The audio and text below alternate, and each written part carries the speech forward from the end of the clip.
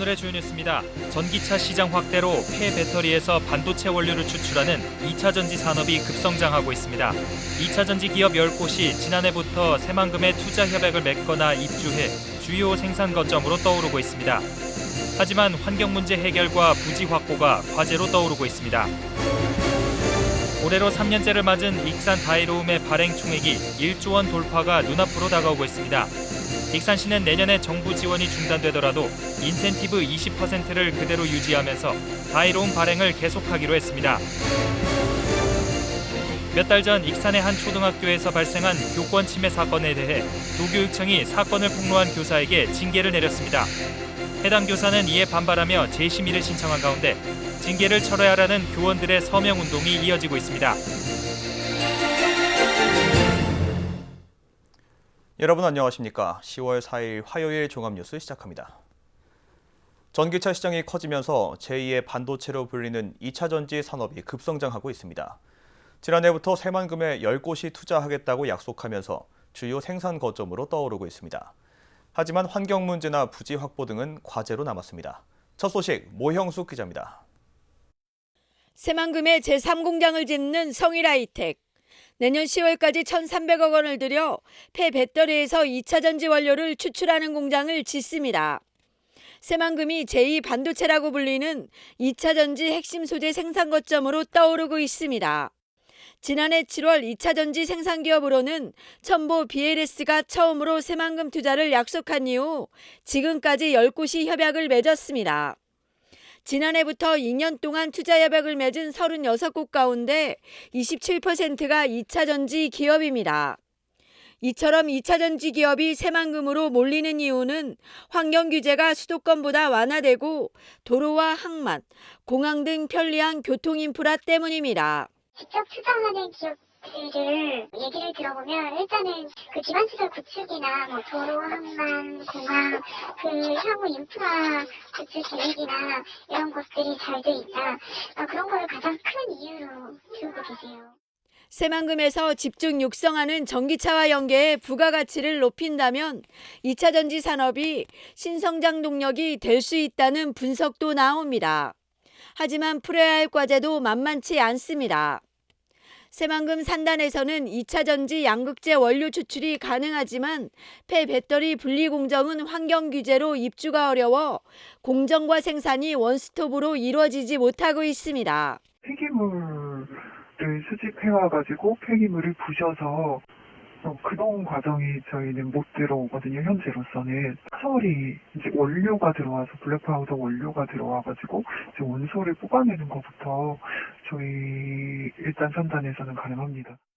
더욱이 새만금 1,2공구는 분양이 끝나 부지 확보도 시급합니다. 투자가 잇따르고 있는 2차 전지 기업. 새만금을 2차 전지 생산 거점으로 구축하기 위한 대책이 필요해 보입니다. KCN 모형숙입니다. 경찰이 강임준 군산시장의 금품 선거 의혹 무마를 위해 회유한 혐의를 받고 있는 2명에 대해 구속영장을 신청했습니다. 전북경찰청은 김종식 전 도의원에게 추가 금품 전달을 시도했다는 의혹을 받는 서지만 군산시민발전 주식회사 대표와 A씨에 대해 공직선거법 위반 혐의로 구속영장을 신청했습니다. 이들은 지난 6월 김 전 도의원을 만나 강 시장의 금품 선거 의혹에 대한 수사를 무마해달라고 회유했다는 혐의를 받고 있습니다. 앞서 김 전 도의원은 지난 지방선거에서 강 시장 측이 선거를 도와달라며 400만 원을 건넸다고 폭로했고 강 시장은 사실 무근이라며 반박하고 있습니다. 새만금 잼버리 대회 참가 학생과 교직원에 대한 지원 조례가 논란 끝에 도의회를 통과했습니다. 도의회는 지난달 30일 본회의에서 새만금 잼버리 참가자 지원 조례안을 표결에 붙인 결과 찬성 33표, 반대 3표, 기권 1표로 통과됐습니다. 이에 따라 잼버리에 참가하는 학생과 교직원은 참가비 153만 원 가운데 103만 원을 지원받게 됐습니다. 한편 일부 의원들은 도내 교직원과 학생 전체의 0.4%만 특혜를 받는 조례안이라며 반대해왔습니다. 도내 공공보건의료원의 의사결혼 현상이 심각한 것으로 드러났습니다. 정의당 강은미 의원이 밝힌 보건복지부 자료를 보면 군산의료원은 의사 정원 45명 가운데 26.6%인 12명이 결혼됐습니다. 남원의료원과 진안군 의료원도 의사 결혼율이 각각 24.3%, 33.3%나 됩니다. 특히 군산의료원은 내과와 응급의학과, 정형외과, 재활의학과 등 필수 의료 인력이 공백 상태인 것으로 나타났습니다. 가을밤을 수놓은 익산 지역 주요 행사마다 많은 인파가 몰렸습니다. 익산시에 따르면 지난 1일부터 4일간 치러진 익산 서동축제에 10만 명의 관람객이 몰린 것으로 집계됐습니다. 또 지난달 3일부터 한 달간 진행된 미륵사지 미디어아트 페스타 관람객은 8만 명으로 집계됐습니다. 익산시는 서동축제의 이야기를 담은 백제 유등과 야간 경관 콘텐츠를 다음 달 13일까지 연장 운영합니다. 경기 침체의 영향으로 지역 화폐의 인기가 뜨겁기만 합니다. 올해로 3년째를 맞은 익산 다이로움의 발행액은 1조 원 돌파가 임박했습니다.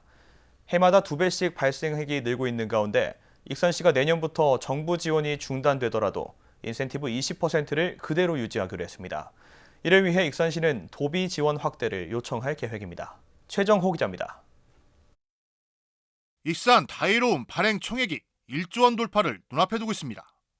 첫 출시된 지난 2020년 1,828억 원이 발행된 데 이어 지난해에는 3,504억 원, 올해는 지난달 26일 기준 4,377억 원어치가 발행됐습니다. 지금까지 전체 발행액은 9,710억 원입니다. 코로나19 장기화 등으로 지역 경기 침체가 이어지면서 지역 화폐가 인기를 끌고 있는 겁니다. 특히 익산 다이로움이 자리를 잡게 된 주된 요인 중 하나는 전국 최고 수준의 인센티브. 충전 후 사용할 때마다 적립되는 캐시백 방식으로 10%, 그리고 사용 후 다음 달부터 지급되는 소비촉진지원금 10%입니다. 익산시는 이 같은 인센티브 제공을 내년에도 유지하기로 결정했습니다. 인센티브 10%, 소비촉진지원금 10%를 지속적으로 제공해서 시민들과 또 소상공인이 모두 혜택을 받습니다. 인센티브를 그대로 유지하기로 하면서 시 예산 부담이 가중되지 않을까 우려되고 있습니다. 해마다 줄어든 정부 지원은 내년부터 아예 중단될 것으로 예측되고 있습니다. 익산 다이로움에 대한 정부 지원금을 보면 발행 첫 해인 지난 2020년 72억 원, 지난해 159억 원, 올해는 92억 원입니다. 전체 소요 예산에서 정부 지원금이 차지하는 비율은 2020년 33.5%에서 지난해 29.5%로 줄었고 올해는 9.4%에 불과합니다. 이에 익산시는 정부 지원금 의존을 벗어나 도비 지원 확대에 주력할 방침입니다. 그동안 도비 지원금은 해마다 5억 원 수준에 머물렀습니다. 또 다이로움 운영 방안에 변화를 줘 자체 재원 부담을 줄여나갈 계획입니다. 50만 원 충전까지는 기존과 동일하게 10%의 캐시백을 적용하지만 50만 원 초과부터 100만 원 이하까지는 5%의 캐시백이 적용됩니다. 10%가 잘 안 되거든요. 이런 상황에서 우리는 시비와 도비를 최대한 많이 받아서 그걸 통해서 발행하겠다, 그런 의견을 갖고 있습니다. 해마다 발행액이 2배씩 커지고 있는 익산 다이로움. 내년에도 전국 최고 수준의 인센티브를 유지하기로 하면서 지역 화폐 인기는 식지 않을 전망입니다. KCN 추정호입니다. 군산시가 올해 추진하고 있는 주요 사업을 점검했습니다. 시는 오늘 주요 업무 계획 보고회를 열고 군산조선소 재가동과 새만금 신항만 건설, 그린수소 생산 클러스터 등 민선 8기 주요 현안 추진 계획을 논의했습니다. 또 새 정부의 정책에 맞춘 내년도 신규 시책과 시민 체감형 사업 발굴도 함께 다뤄졌습니다. 한편 이번 보고회는 코로나19 발생 이후 3년 만에 시 전체 간부 공무원이 참석했습니다. 군산시가 복지 대상자의 상하수도 요금 감면을 확대합니다. 시는 상수도 급수조례를 개정해 내년부터 상하수도 요금 감면 대상자를 기존 생계 의료기부여 수급자에서 주거, 교육급여 수급자까지 확대합니다. 조례가 개정되면 약 4천여 가구가 연간 5만 5천 원의 요금 감면 혜택을 받을 것으로 전망됩니다. 다만 기존 감면 혜택과 중복 적용되지 않고 자격을 잃어버린 경우 대상에서 제외됩니다. 도내 빈집이 전국에서 세 번째로 많은 것으로 나타났습니다. 농림축산식품부 자료에 따르면 지난해 기준 도내 빈집은 9,434동으로 전남과 경북 다음으로 가장 많았습니다.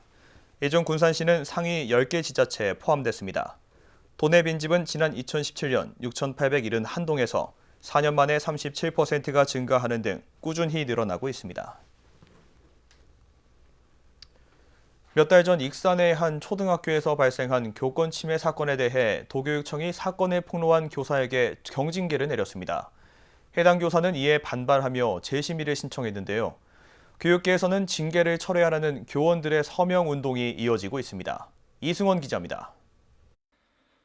지난 6월 익산의 한 초등학교에서 발생한 교권 침해 사건. 초등학생이 교사에게 욕설을 하며 수업을 방해한 일이 온라인상으로 공개되면서 그 심각성이 알려졌습니다. 그런데 지난달 23일 도교육청은 교권 침해 사실을 외부에 알린 교사에게 경징계 처분을 내렸습니다. 직무를 통해 알게 된 내용을 해당 학생과 학부모의 동의 없이 인터넷에 올려 개인정보를 유출하고 학교장에 대한 확인되지 않은 정보를 유포해 명예를 훼손했다는 이유입니다. 해당 교사는 징계 사유에 반발했습니다. 학생과 학부모에게 유튜브에 영상을 올린다는 사실을 사전에 알렸고 학교장 또한 본인이 언급된 내용을 명예훼손으로 받아들이지 않는다는 의사를 밝힌 것입니다. 그러면서 교권 침해 현실을 밝힌 이유로 징계를 받는다면 이는 사건을 은폐하도록 유도하는 것이라고 주장했습니다. 학교에 있는 선생님들께서 이제는 공론화하면 징계를 받는다라는 인식이 심어지게 돼서 오히려 학교 교육의 문제가 더욱더 심화되지 않을까 걱정이 되고, 교육계에서는 징계를 철회하라는 목소리가 커지고 있습니다. 지난달 30일까지 징계 철회를 촉구하는 교원들의 온라인 서명이 17,000여 명 넘게 나왔습니다. 피해 교사는 현재 도교육청에 재심의를 신청한 상태. 이에 대해 도교육청은 징계가 최종 확정되지 않았다며 입장을 밝히지 않았습니다. 그러니까 60일 이내에는 결과가 나와야 하기 때문에 이제 속도감 있게 만약에 한다면 2달까지 안 갈 수도 있죠. 교권 침해 공론화 과정에서 벌어진 도교육청의 징계. 교육부가 교권 보호 대책을 마련하면서 공론화에는 성공했지만 징계의 적절성 여부를 놓고 논란이 이어지고 있습니다. KCN 이승원입니다.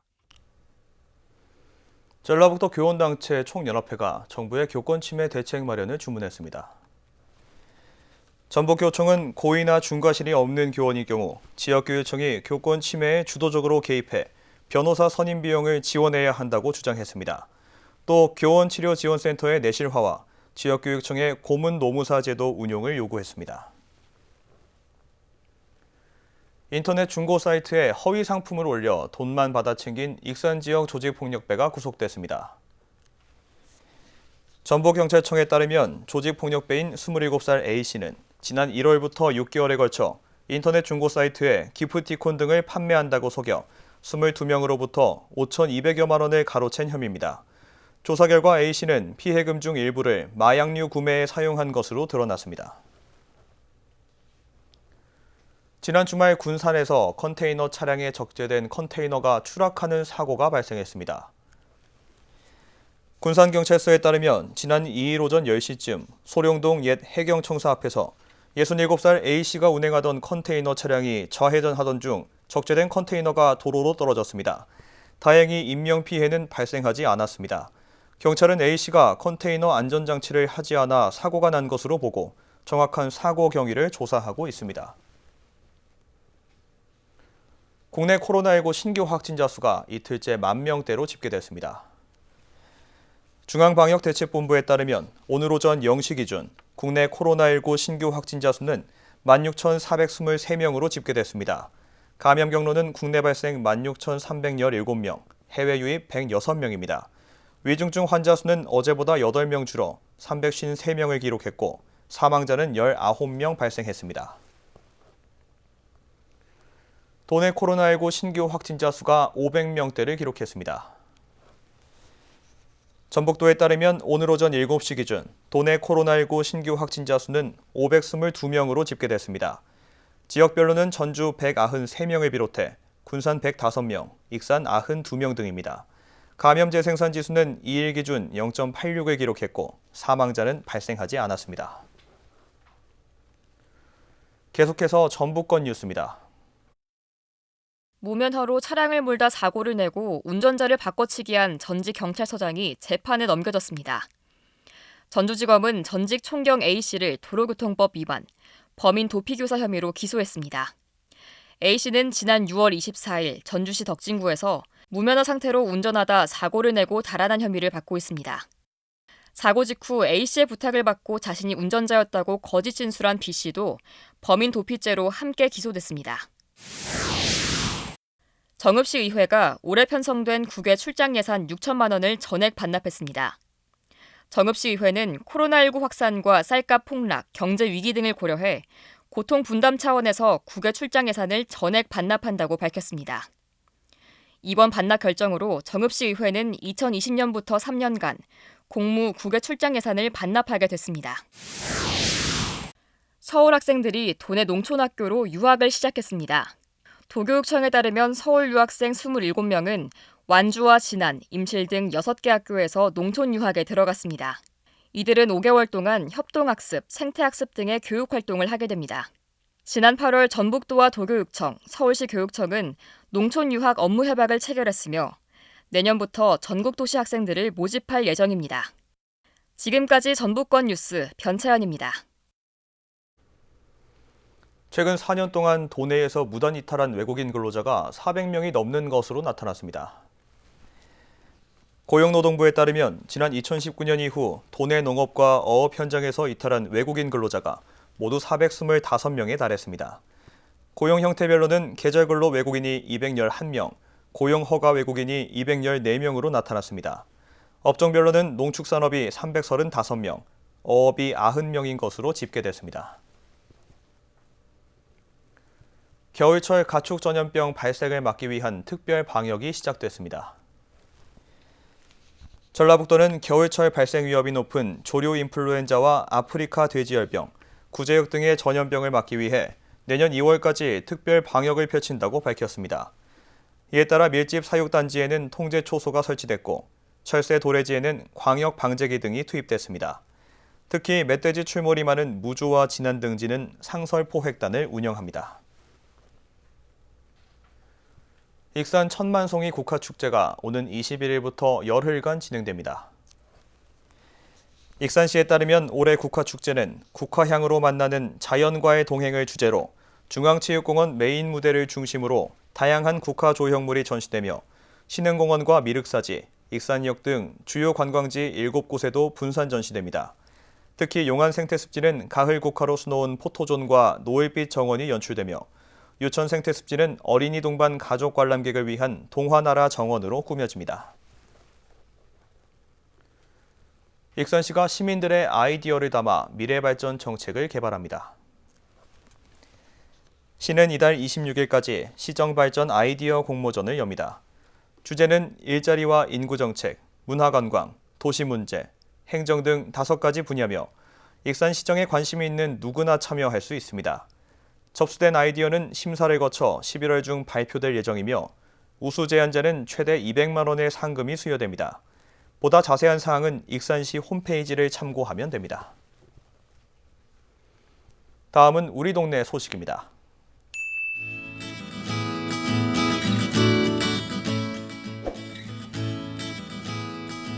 군산 어린이 공연장이 가족 국악극 누가 떡을 먹을까를 10월 15일 11시와 오후 3시 두 차례 공연합니다. 공연은 무료로 진행되며 오는 5일 오전 10시 실통합 예약 시스템을 통해 예약할 수 있습니다.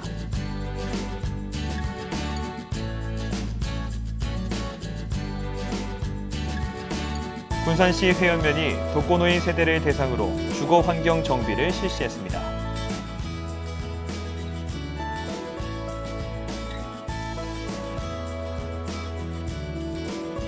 오현동 오투그란데 프리미어 아파트가 경로당 개소식을 가졌습니다. 경로당에는 할아버지 방과 할머니 방, 용도실 등이 갖춰졌습니다.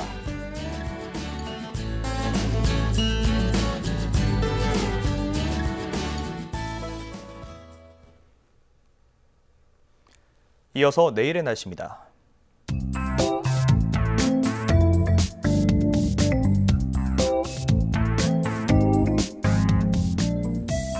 내일 도내 날씨는 대체로 맑겠습니다.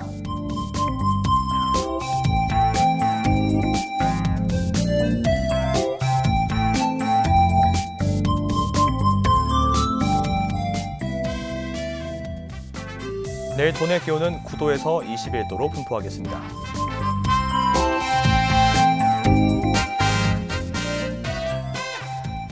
내일 군산의 날씨는 맑은 가운데 19도까지 기온이 오르겠습니다.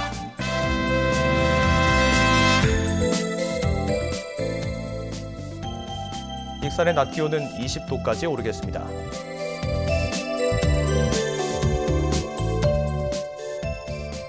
바다의 물결은 서해 남부 모든 바다에서 1.5m에서 6m로 일겠습니다. 날씨였습니다.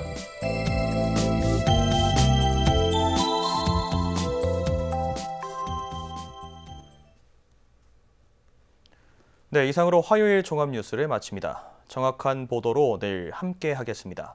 시청해주신 여러분 고맙습니다.